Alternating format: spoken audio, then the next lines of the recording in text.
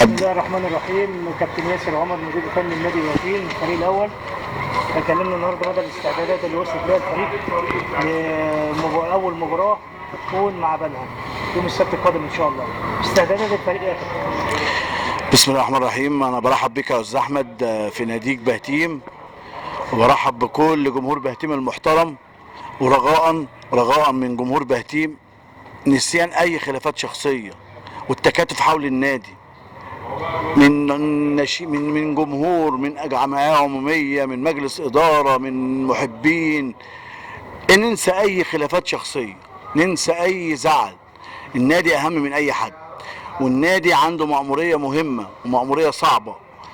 يوم 7/10 إن شاء الله في ملعب 100 راضي، برجاء التكاتف للجميع.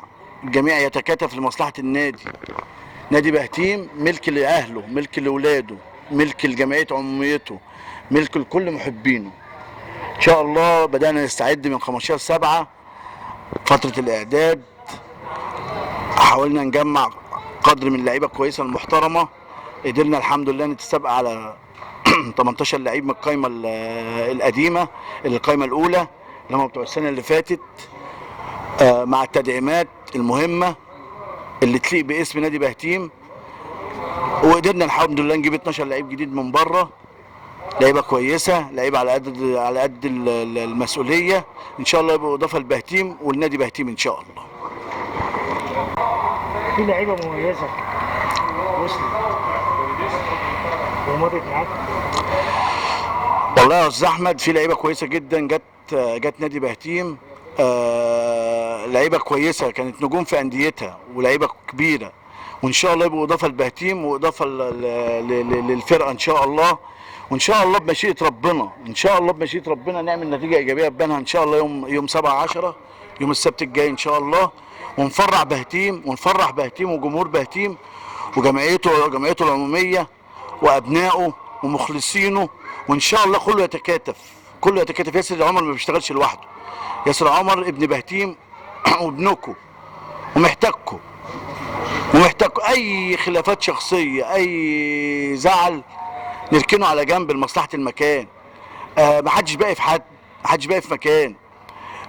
كلنا هنمشي وكلنا هنقعد وكلنا هنروح وكلنا هنيجي. المهم المكان يبقى كويس، المكان يبقى ناجح.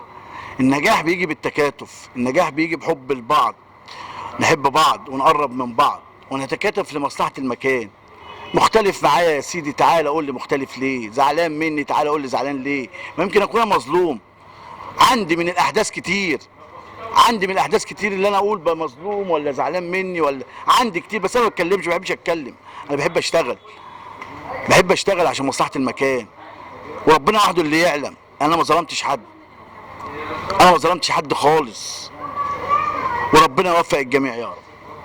شكرا كابتن ياسر وبالتوفيق ان شاء الله. حبيبي يا كابتن احمد، ونورتنا وشرفتنا، ودايما داعم لينا وداعم لناديك بهتيم. وان شاء الله ربنا يكبر بخاطرنا ان شاء الله يوم 7/10 ونكسب ونفرح بهتيم وجمهور بهتيم وجمعيه عموميه نادي بهتيم وكل محبين بهتيم المخلصين.